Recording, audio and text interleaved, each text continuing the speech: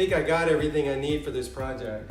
I've got the screwdriver, I've got the putty knife, and I've got the tack cloths. I've also got a mask for safety. And then I've got 2 sanding blocks that you mentioned. I've got the fine and the medium. And then I've got the wood filler. Then we've got some waxes. I've got the Vans wax, but I've also got the Chippy Barn wax. It's a specialty wax and it's got a really nice scent to it in case we want to make it smell really good when it's all done. I've also got the jar with the lid on it. And then I've got the hardware that you told me to get. And it's pretty cool. And it's from D. Lawless Hardware. And I've also got the Shacto Interiors green. It's called Clark Pond. Actually, it's Clock Pond. That's for you, Coach K.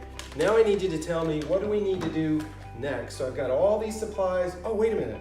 I've also got clothes with paint on it. How's that? So now you need to tell me what we need to do first. Do we need to clean it, and how do we need to clean it? So what's involved with the next step? The Potato Bin Coaching Makeover is sponsored by Zebra Paintbrushes.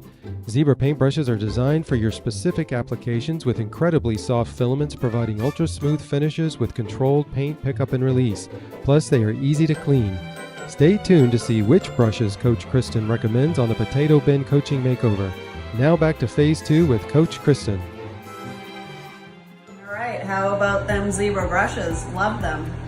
Okay, Lane, so let's get on the ball. I didn't think you'd take my request for a tire so literally. So let's get started here. First, you're gonna wanna clean your piece with some household cleaner. I use this orange citrus product, and you can use a microfiber cloth to clean it off. Then you can use a sanding block, a medium to coarse grit, just to kind of scuff the piece up a little bit because we do want a chippy finish. And then after that, you can clean the piece with your tack cloth.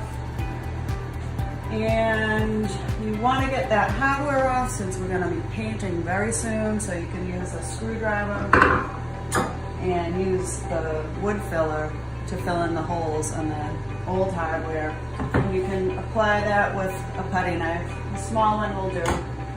So I would recommend using the Zebra palm brush on this piece, and you can also try out the square brush. So, okay, don't drop the ball on this, Lane. The ball is in your court. Okay, the ball's back in my court. So first thing we're gonna do is we're gonna take this old hardware off, and then we'll do the cleaning. So we've started unscrewing these, but they're pretty easy to come off, so I'm just going to unscrew them with my hands. So we're going to use a crud cutter to spray it and clean it down and wipe it really well. Okay, I've got my gear, my safety gear on. I'm going to use a medium grit. I'm going to sand this thing down.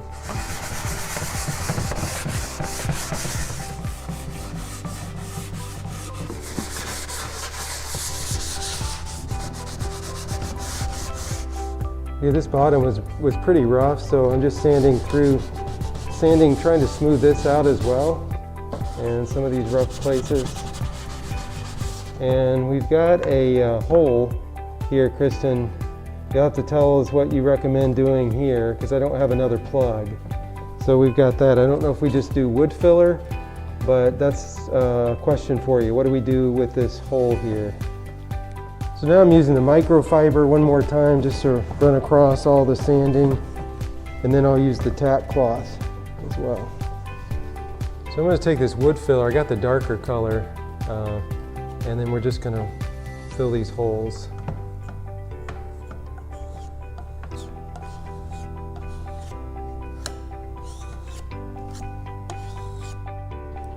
I tell you what, furniture finishing is hard work.